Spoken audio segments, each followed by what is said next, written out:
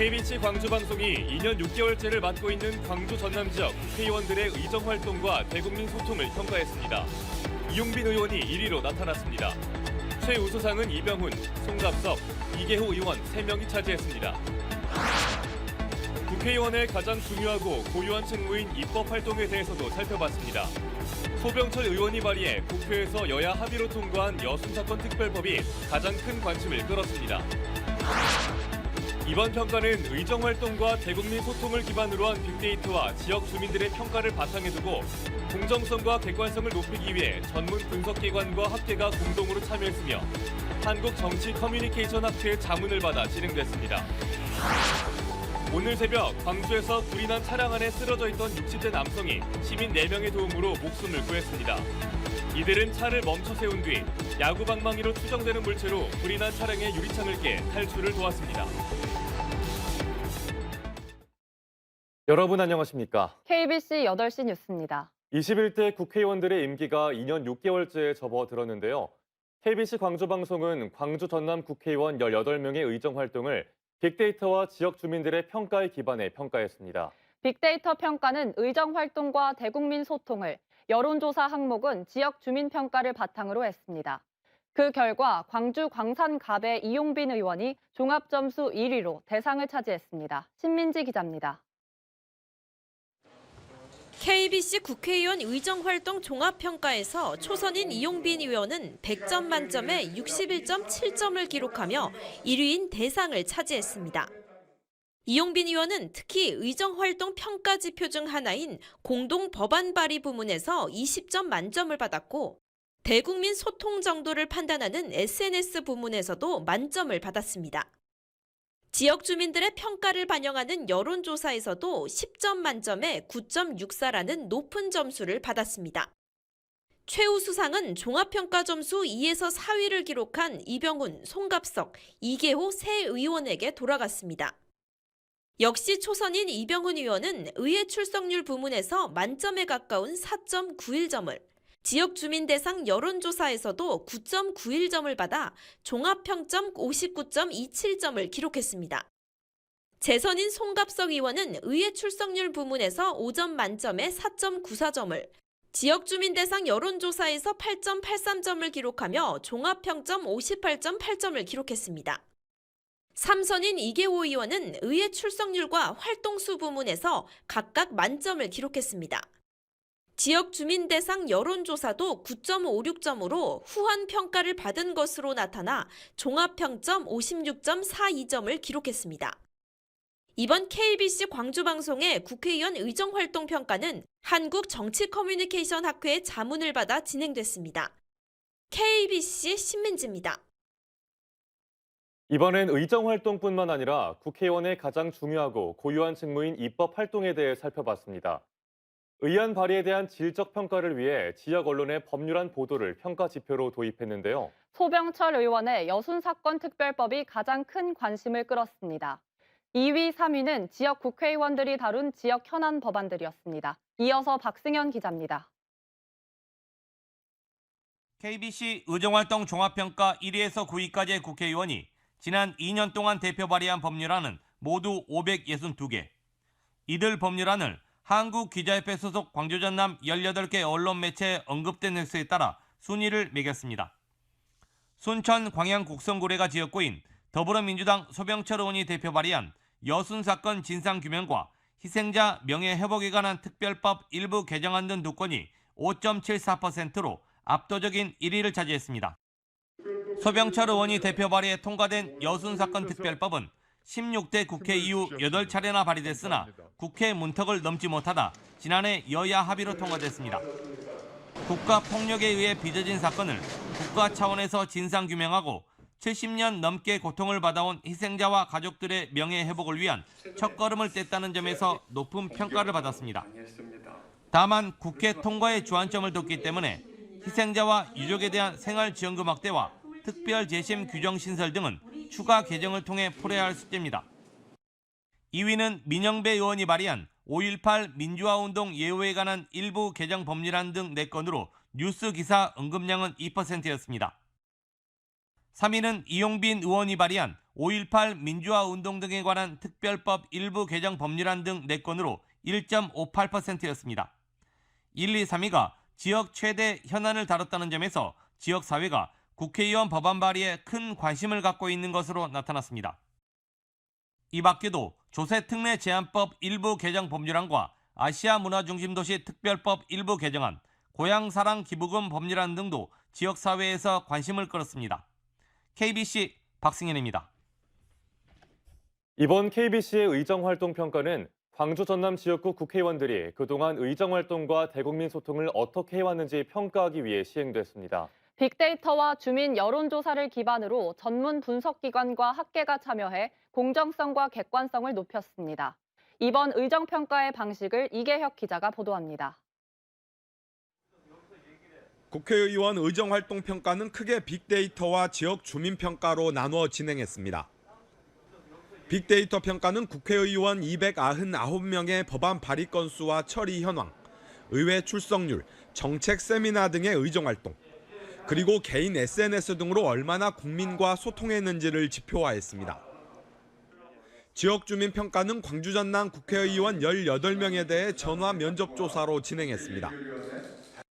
분석을 통해 법안 대표 발의 여부나 본회의 통과 여부 등에 따라 3점에서 15점을 부여하는 등 12개 항목에 점수를 부여했습니다. 다음은 광주 전남 미디어 법률안 평가 방식입니다. 의정활동 종합평가에서 1위에서 9위를 차지한 국회의원 9명을 대상으로 이뤄졌습니다.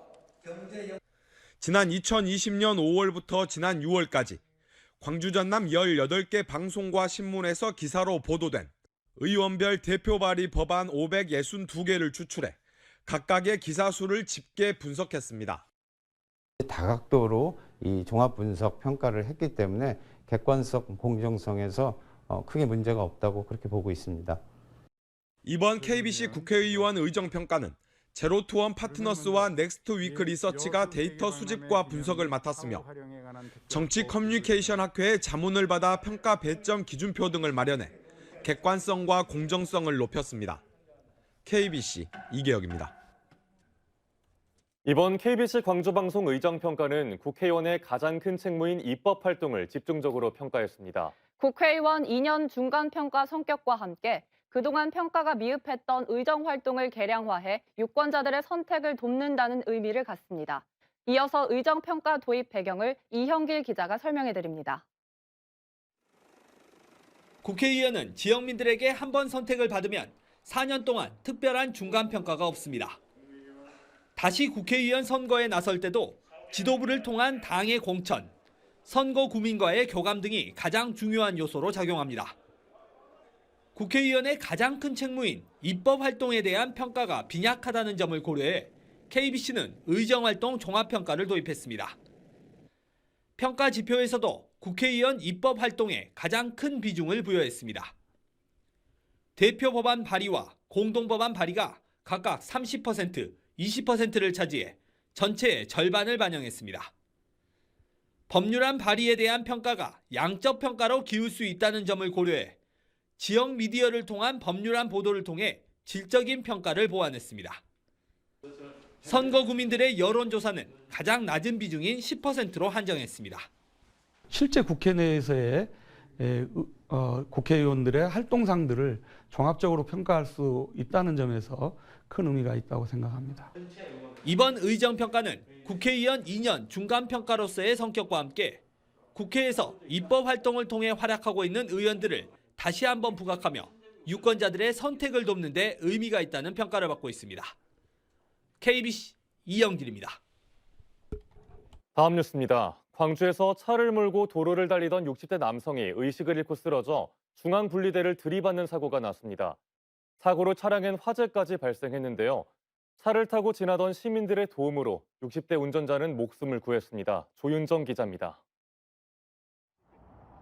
검은색 옷을 입은 한 남성이 연기로 뒤덮인 차량에 다가갑니다. 문을 열어보지만 여의치 않자 이를 지켜보던 또 다른 남성이 유리창을 깰 도구를 찾습니다. 유리창 못 깨야 돼. 유리창 깨면 뭐 빨리 아주 사람 더 했다니까. 곧이어 야구 배트를 건네받은 남성이 창문을 있는 힘껏 내리치고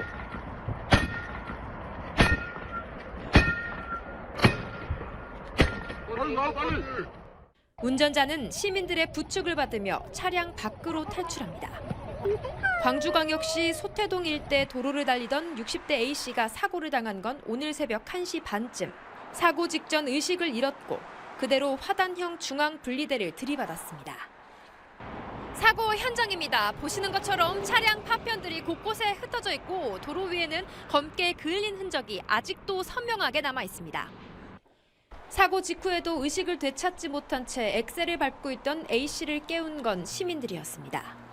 차량들이 빠르게 달리는 위험한 현장이었지만 살려야 한다는 일념으로 힘을 합쳤습니다.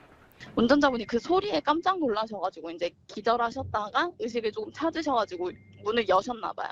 불이 붙어버리니까 저희 있는 사람끼리 먼저 저 사람 무작정 그냥 꺼내야겠다는 생각밖에 안 들었던 것 같아요.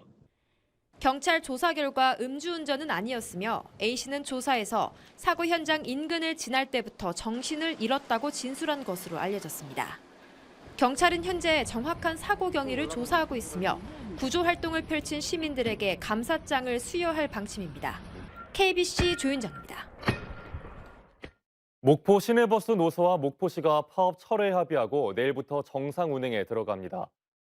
목포시와 목포시 의회, 태원역의 유진 운수, 노조 측이 수능시험 수험생과 교통약자의 이동 불편을 해소하고 노동자 처우를 개선하기 위한 합의서에 서명함에 따라 목포 시내버스는 내일 새벽 5시부터 정상 운행에 들어갑니다. 목포시는 노조 측의 2022년도 임금 인상 요구안을 3.2%만 인상하고 만근 일수 조정에 따른 임금 보전분에 대해선 6개월분만 내년 예산에 편성했습니다. 광주 도심 한복판에서 집단 난투극을 벌인 외국인들이 무더기로 형사 입건됐습니다. 광주경찰청 마약범죄수사대는 지난달 30일 새벽 4시쯤 광주 동구 구시청 사거리 도로에서 집단 패싸움을 벌인 혐의로 우즈베키스탄 국적의 고려인 8명과 러시아인 2명 등 10명을 불구속 입건했습니다. 경찰은 도주한 러시아인 1명은 불법 체류자로 확인하고 행방을 쫓고 있습니다. 이들은 외국인이 자주 찾는 술집에서 만나 몸을 밀었다는 이유로 시비가 붙어 패싸움을 한 걸로 조사됐습니다. 강진만에 이어 순천만에서도 H5형 조류 인플루엔자 항원이 검출돼 방역에 비상이 걸렸습니다. 방역당국은 지난 13일 순천만에서 발견된 흑두루미 폐사체를 검사한 결과 H5형 조류 인플루엔자 항원이 검출됨에 따라 고병원성 여부를 분석하고 있으며 반경 10km 이내를 방역지역으로 정하고 해당 지역 내 가금농가에 이동 제한 조치를 내렸습니다. 지난 11일 강진만 생태공원에서 발견된 고라니 폐사체에서도 H5형 조류 인플루엔자 항원이 검출돼 확산 우려가 점차 커지고 있습니다. 내년도 정부 예산안에서 전액 삭감됐던 지역화폐 예산이 국회 심사 과정에서 부활할 수 있을지 관심입니다. 예산심의 첫 관문인 국회 행정안전위원회 예산소위에서는 지역화폐 예산이 전액 부활했지만 최종 확정까진 넘어야 할 산이 많습니다. 이상환 기자의 보도입니다. 더불어민주당은 지난 9일 국회 행안위 예산소위에서 단독으로 지역화폐 예산 7,050억 원을 전액 부활시켰습니다. 2018년 100억 원이었던 지역화폐 정부 예산은 지난해 1조 522억 원으로 3년 만에 100배 넘게 늘어날 정도로 지역 주민들의 요구와 만족도가 높았습니다. 민주당은 지역 경제 활성화에도 효과가 큰 만큼 국회 심사 과정에서 반드시 지역화폐 정부 예산을 되살려야 한다는 입장입니다. 저희 민주당에서는 지역 경제에 숨통을 트이고 그리고 또 우리 자영업자들을 보호하기 위한 이런 예산에 대해서는 적극적으로 증액할 수 있도록 그렇게 최선의 노력을 다할 계획입니다.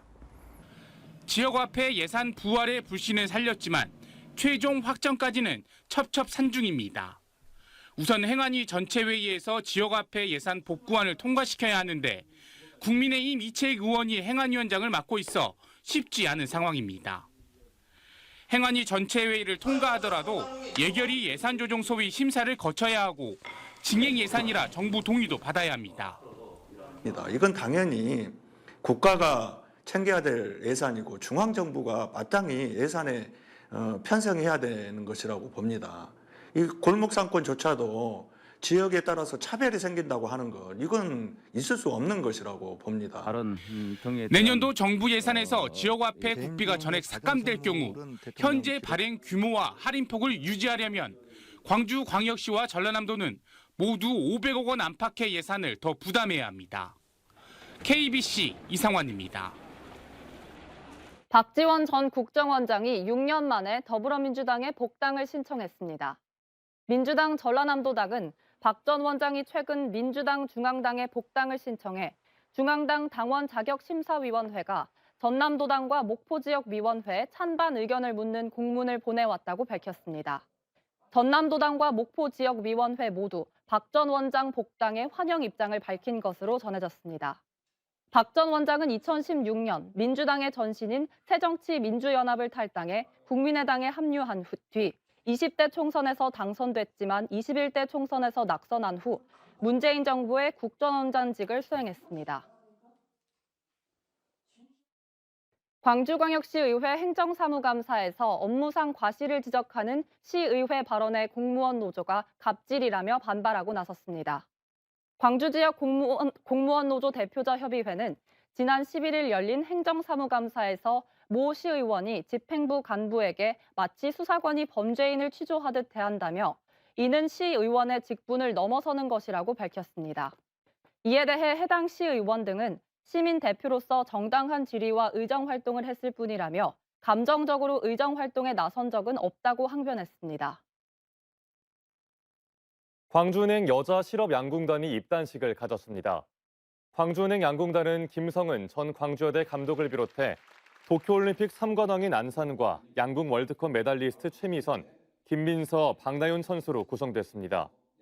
입단식에 이어 팀명을 선포하는 창단식은 오는 18일 광주은행 창립 54주년 기념식에서 열릴 예정입니다. 고령의 보훈 대상자에게 양질의 의료 서비스를 제공하기 위한 요양병원이 광주에 문을 열었습니다. 한국보훈복지의료공단은 보훈 대상자의 고령화로 의사가 상주하는 요양병원의 수요가 증감에 따라 광주 보훈병원 부지 내에 지하 1층, 지상 6층 규모의 요양병원을 건립하고 개원식을 열었습니다. 요양병원은 120명의 환자에게 보훈병원과 연계한 의료 서비스를 제공할 계획입니다.